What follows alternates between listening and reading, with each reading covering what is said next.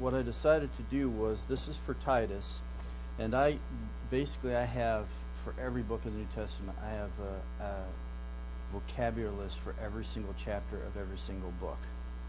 But it's just the words in their stem form without any changes. So what you would see in the text is not what you would see on the vocabulary list for those books. So I decided to try something different. So I want you to just, during this next break till we come to the next session, if you just walk through this with your Greek text and just see how it works for you. But basically what I did was I took the first 5 verses of Titus of chapter 1, and here's the first 5 verses. And basically I have the Greek text, and then you'll have the box down below. I give you the English translation, which pretty much follows close to the NASB. Okay? Then I give you the Greek word, and then I put a transliteration underneath it so you can pronounce it. And then I give you the definition, but I also then in the last column I give you the origin of the word. So if there's some interesting tidbits about the etymology of the terms that are used here, then I just give you those notes. And I was going to add with this, with the words, I was going to add the parsing, which means that when we parse the language, we look at noun, adjective, right, verb, is it passive, middle voice, all that kind of stuff. I was going to do that, but I thought that's your job. So you guys are going to do that later.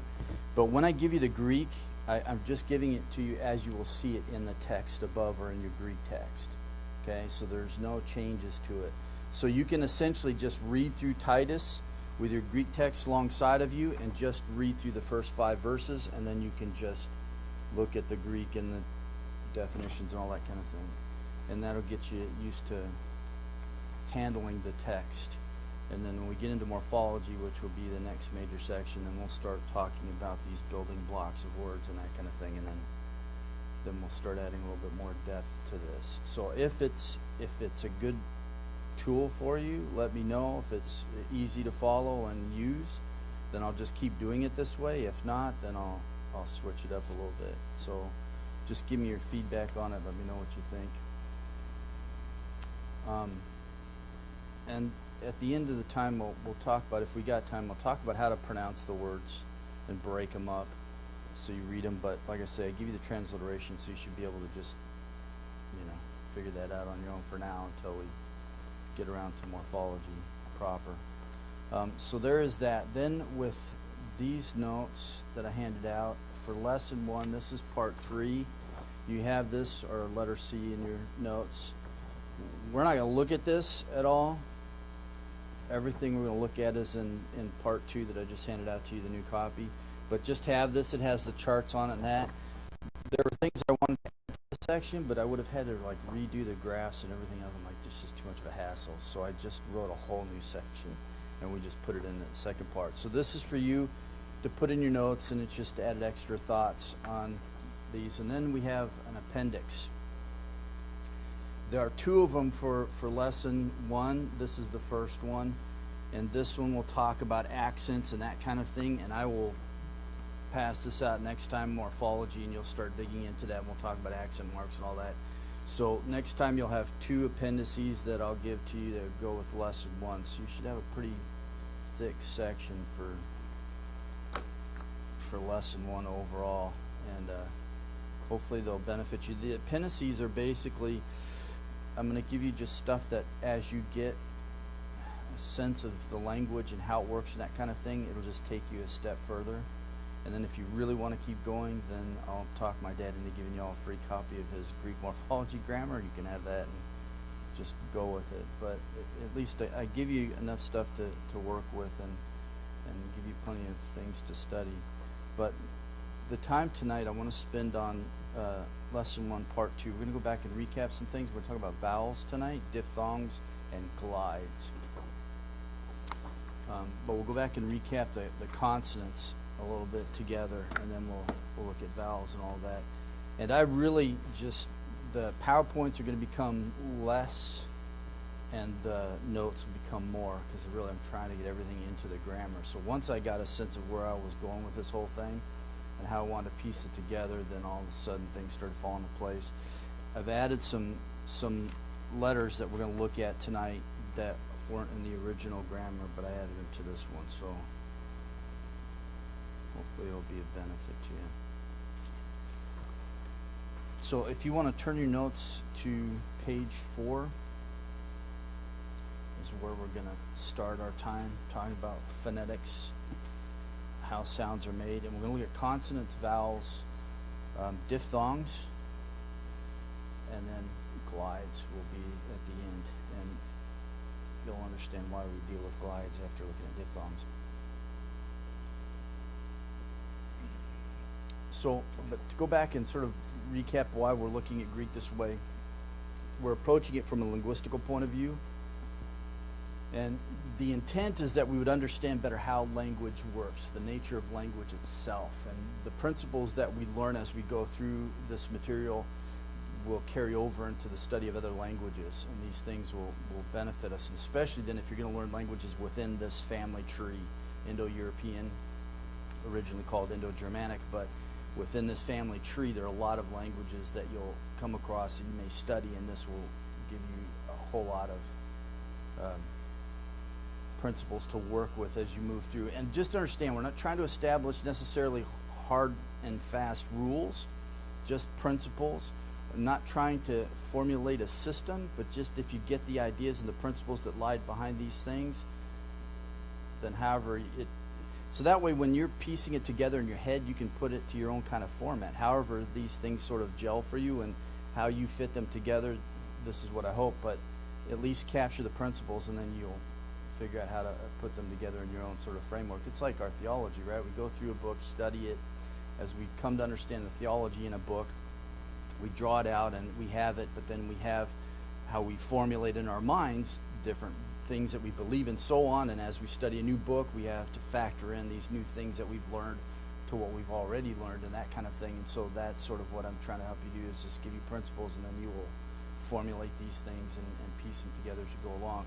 So just let stuff float. If it doesn't come right away, don't force it. Just let it hover, and eventually it will find its place, right? All of a sudden one day you'll just, boom, it'll click. You'll see something in English and something will click, and it'll all start coming together for you. And so don't try to force it all to come at once. But when we apply this linguistical approach to the study of Greek, we gain great insight into language, how it works. And so then when we look at things that happen in these word forms, like tonight we'll talk about a couple principles. Liquids and sigmas don't go together. There are a whole lot of changes that happen. There are 3 letters actually that aren't used in the time of the writing of the New Testament, time of Christ, but because those letters dropped, there are a whole bunch of changes that happen to words that most don't even know why they happen. So then they're left with memorizing lists of terms and forms and so on, but if they learn why the changes happened because of a loss of a particular letter, then it would take a whole bunch of study time right away from things that they don't need to waste their time on. And when it becomes repetitive, it's like after a while, I mean, we tend to sort of lose some steam in studying a language if it's too much, right? If it's just constantly going over and over. So hopefully this will clarify some things, but we'll talk about some of the letters that dropped out and the impact that had on the language itself in the writing of the New Testament, because you can see the effects of, remember, we're talking about living language, and so when it changes, it has an impact. It's not dead, it's living. It has its impact, and so all these forms that come and go has an impact on the language overall, and we'll see that happening. But part of the problem is that when we come to study Greek linguistically, we're looking at it from the perspective of sound, right? Speech first, then writing comes. But most often what happens is that when you approach the study of Greek normally or Hebrew, it's you're looking at the written form first and foremost, and you lose sight of what lies behind that written form. And you lose sight of the fact that most of the changes that happen in language are going to be phonetic. It have to do with point of articulation, flow of breath, all that kind of stuff. And then that then has bearing on the written aspect. And so the modern way of studying Greek, usually we sort of lose sight of things. So linguistically, what they try to do is they look at the language, try to understand the inner workings of it. What is the internal structure? How does it fit together? How does this represent the vocalic part of the language? And therefore then sort of gain an understanding of how it all pieces together and fits. When we get into morphology, we'll talk about this, but Greek is a triliteral root system, just like Hebrew. Remember, there's a lot of Semitic root in Greek, from the alphabet, which we got from the Phoenicians, which came from, right, Semitic strain, going back to Egypt and on. We see these connections. Well, the same with the writing aspect of it. It started off from right to left, just like Hebrew, and then they switched to what they call boustrophodon, which is the first line starts right, moves left. You drop down next line and you go from left to right and you alternate back and forth. And boustrophodon means turning of the ox. It's like when an ox plows the field, it goes up one side and come back the other. Then eventually it just all switched over to going from left to right. So that's what we have now in our Greek text, but there's a lot of these connections. One of the connections with this Semitic origin element is the relationship of a triliteral root system. And so Metzger, in his little paperback book, if you go back and look through it, he does that. He gives some of the roots and then all the different words that are built off of it. So you can see dik, which means to show or point, and you see all the different ways that it can be utilized. And when we get into morphology, we'll talk about the prefixes and suffixes and even infixes that add meaning and significance to the word as we piece them together. But that's when we start getting into the workings of the language, and we start looking at morphology and the different building blocks.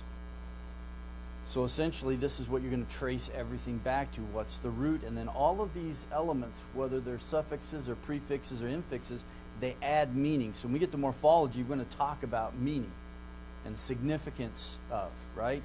So every time you change one of these elements to this root or this stem in some cases, but to this root, you change the meaning. So essentially, when you learn nouns and adjectives, we'll see they share the exact same root. You just have different endings that you place on them, and then you're used in a different way, and we'll look at the history and how the language developed. This is a biliteral root, that, and you'll see this one quite often in the Greek text, to put, set, or place. So all the different ways we're going to come across this, again, it's just adding. In many of the cases, you're going to see prepositions prefixed to the front of them to add a significant meaning to the term.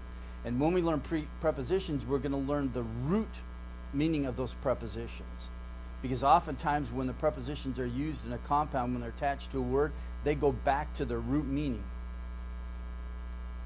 But usually when you study Greek on most contemporary grammars, you don't learn the root meaning of the prepositions, and therefore you're going to be at a loss, and the richness of what you're going to study when you come across these compound words where the prepositions are used with other word forms. So this is the language, and this is how we're going to look at it. But big picture, we're looking at phonology, then we're looking at morphology, then syntax, and semantics. The main areas are the first two, phonology and morphology. Phonology, we're just looking at the sounds of the language, and the morphology will look at those building blocks, the pieces that we put together to add meaning and significance. And it's those building blocks then when we parse, when we read through a text and we start parsing it, pulling the words apart, that's what we're looking for. This is a noun, adjective, verb, and all that. And every one of those elements tells us something, right? Embedded in there is truth, meaning, and significance, right? And so we want to get at all of those things. So phonology, the sounds of Greek. So if you want to look at your notes, and we're going to spend most of our time in the notes, a little bit on PowerPoint, but not a whole lot. I'll show you some things that I think will be of interest when we get into it. But we'll start at the end of bottom of page 4, phonetics, how sounds are made.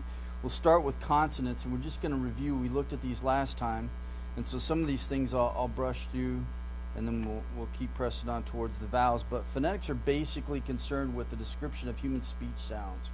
For all known languages, sound is the concrete means of expression. More than 2,000 of the world's languages have no writing system. It's mind-blowing to me that there's still spoken systems out there that have no written system to them yet.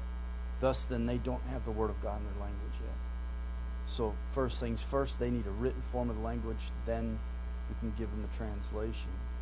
Unfortunately, there are many who are not partaking in this strain of endeavor for translation anymore.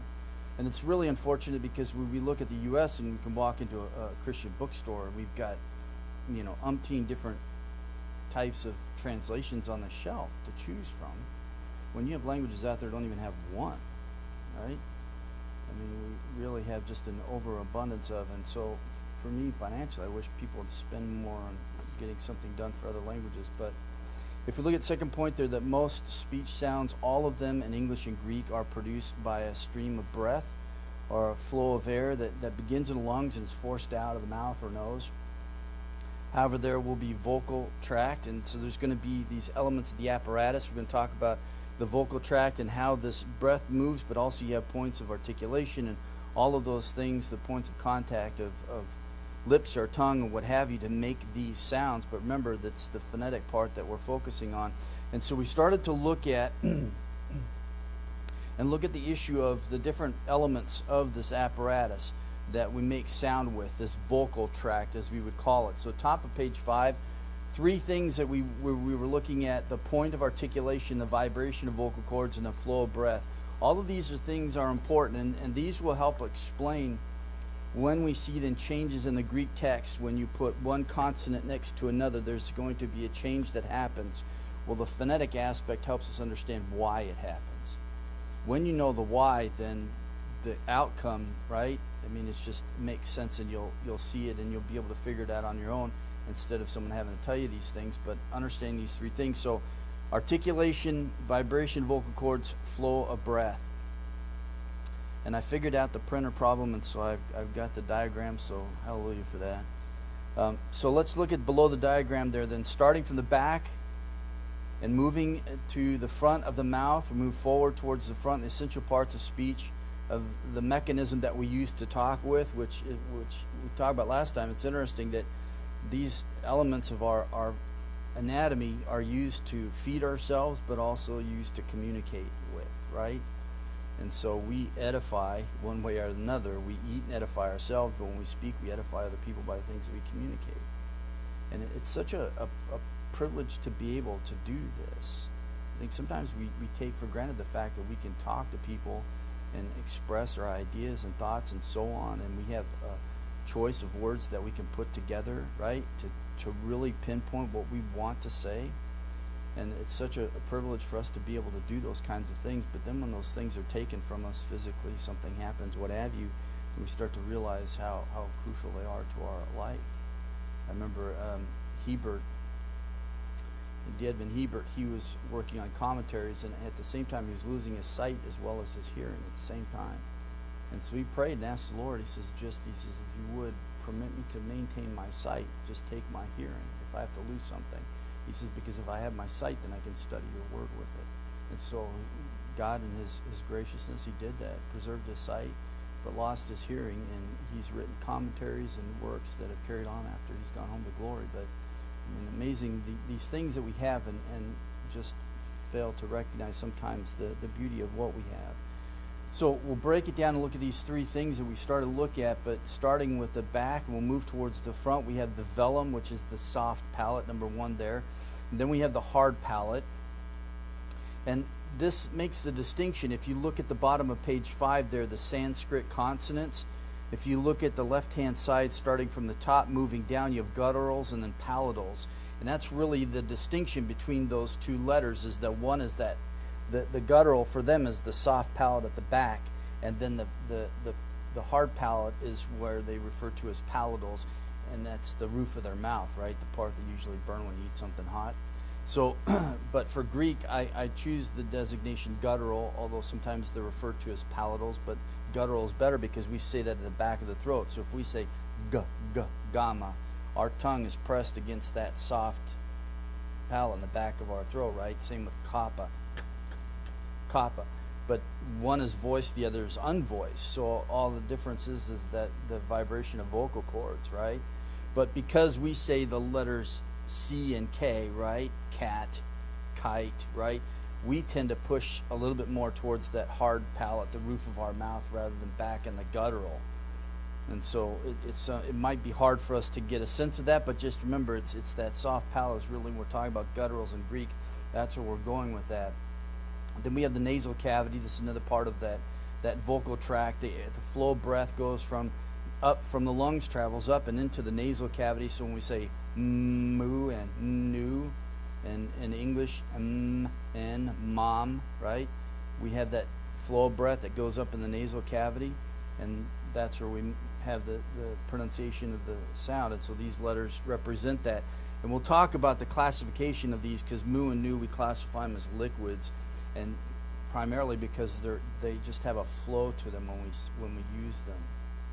And we'll talk about that when we get to liquids. So we have the velum, soft palate, the hard palate, the nasal cavity, and then we have the alveolar ridge.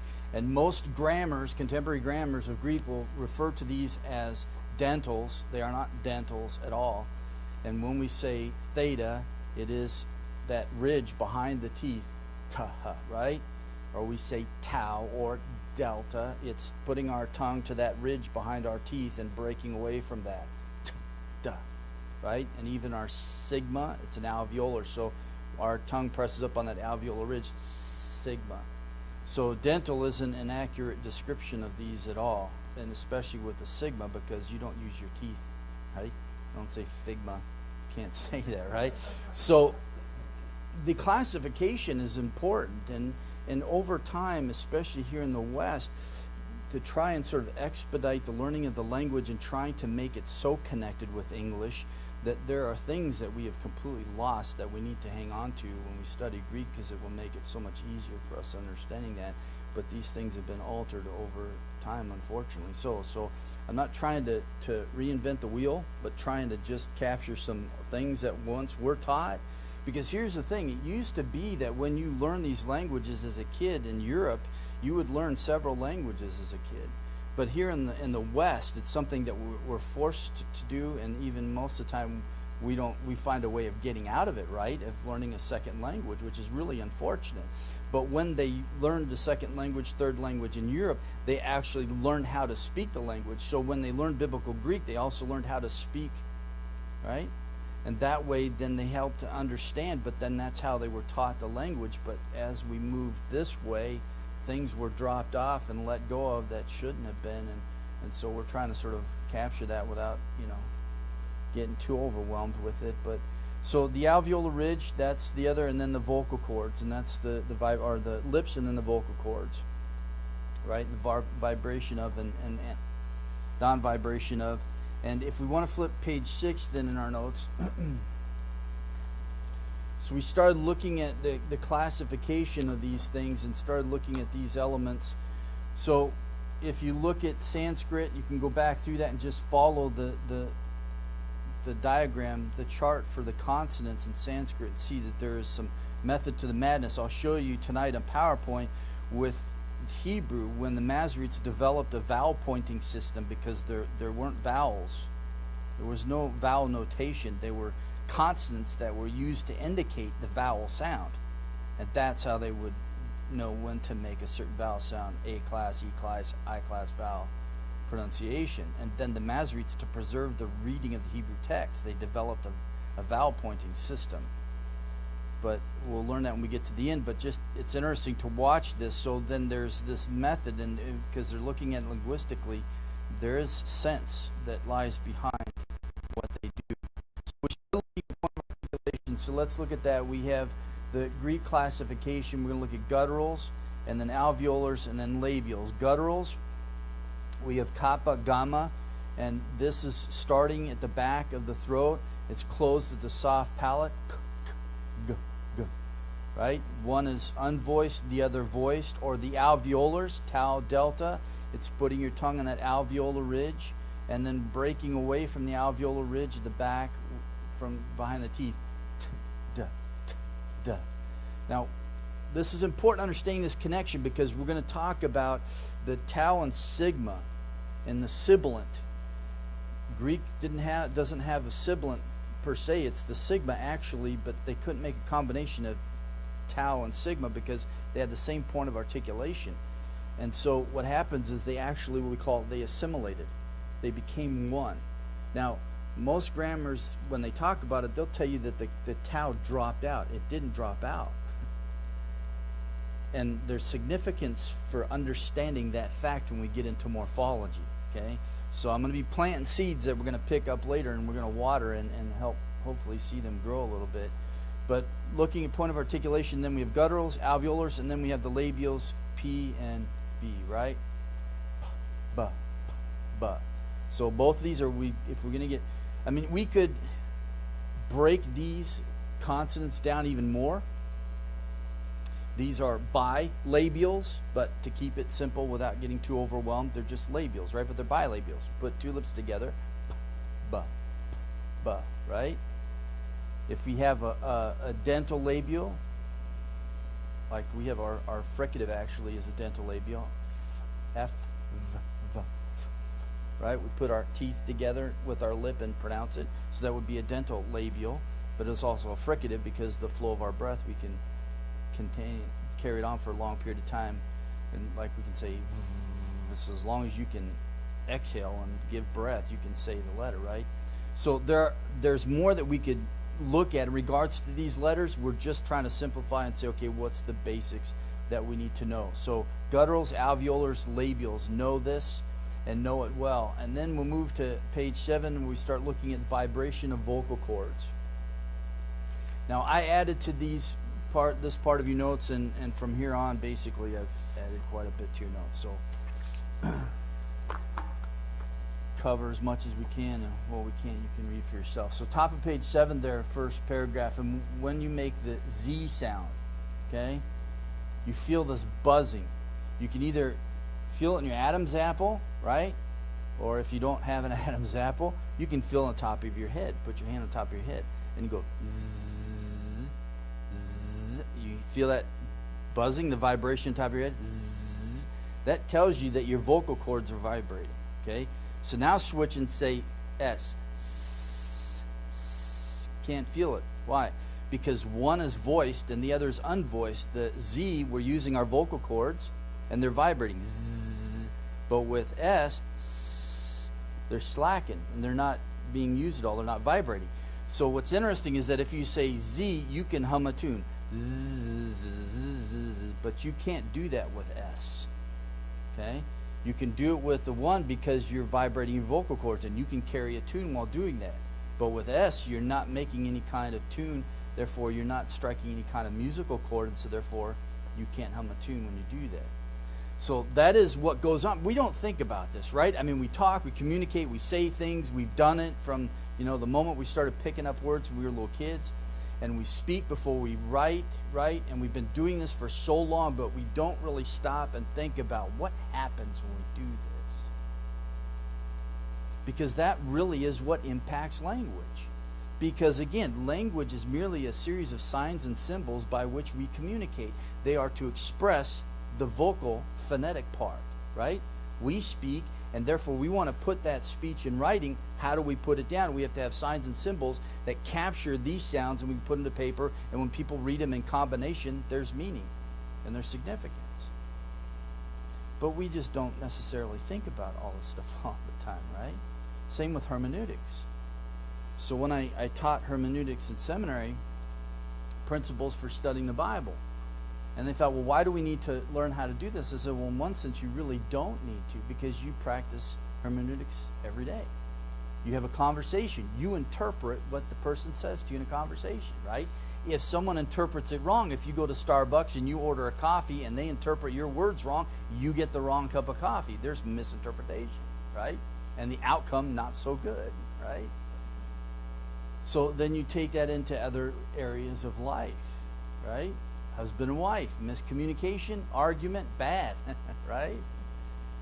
So, but we use all of these things all the time. Well, the same with speech and language in that. We use these elements all the time. We really just don't stop to think about it. But stopping and thinking about it will take us a long way in grasping how language works, and therefore then it makes Greek easier for us to learn in the end run.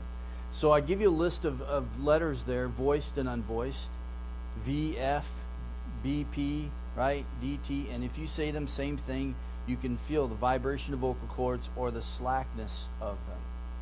So next paragraph below that, though, while vowels in English are regularly voiced, consonants may be either voiced or unvoiced. Greek consonants, too, may be divided into two groups according to tension or slackness of vocal cords. So if you look at the bottom page 7 there, we have, dealing with the vocal cords, we have the unvoiced. Also known as surds or hushed, means without vibration of the vocal cords, and you can note the difference of the various terms. And then you have on top of page 8 there, then the voiced, also known as sonants, or meaning sounding, which is you have that vibration. And I only give you these other terms because sometimes you'll read some of the older grammars and they have these terms in there, but these ones really capture at least the significance of what we're talking about, voiced and unvoiced.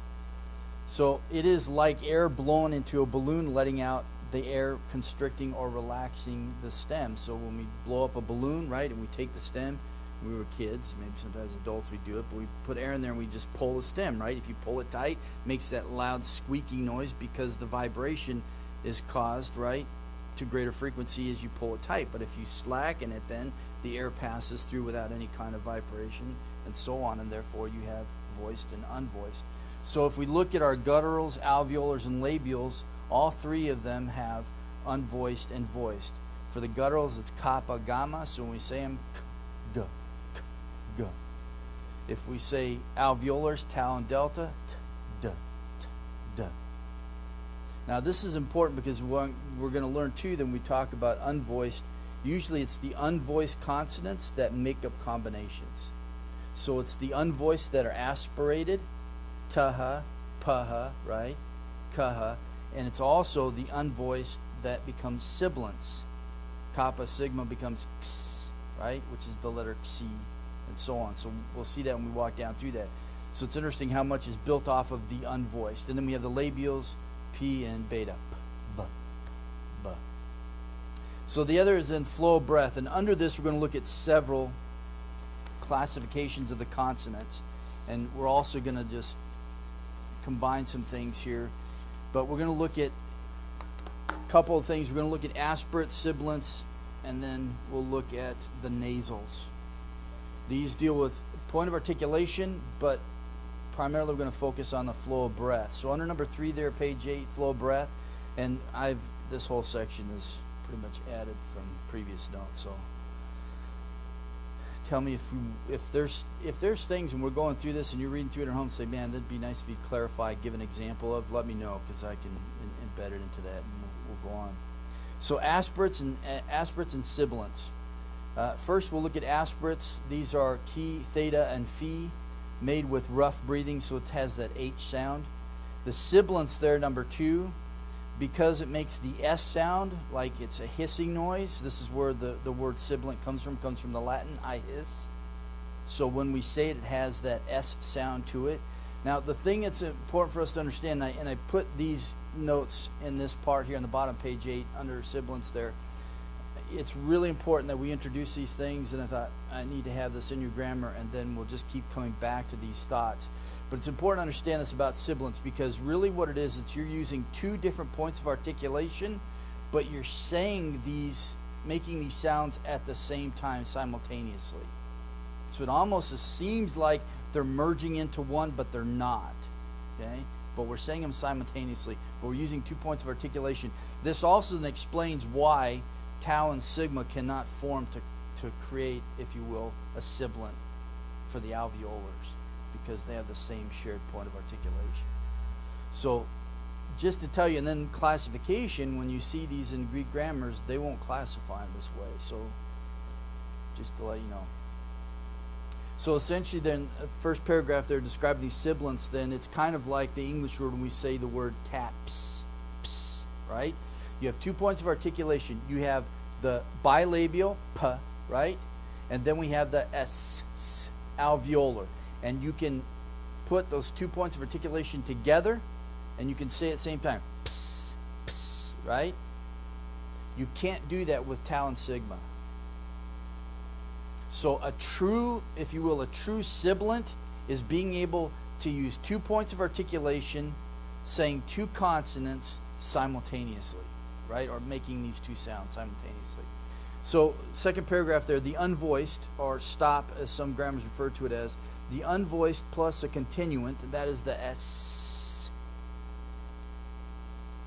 So V is the same way, fricative, we would call it a continuant. It's just basically looking at the flow of breath, right? I can continue this going as long as I can, right, expand breath out of my lungs. Since I have a really poor lung capacity because I only have part of the left lung, I can't do it that long, but so we just have that continuant. So you have an unvoiced and a continuant, and they'll bear you'll see the sense of this, and I give you two examples.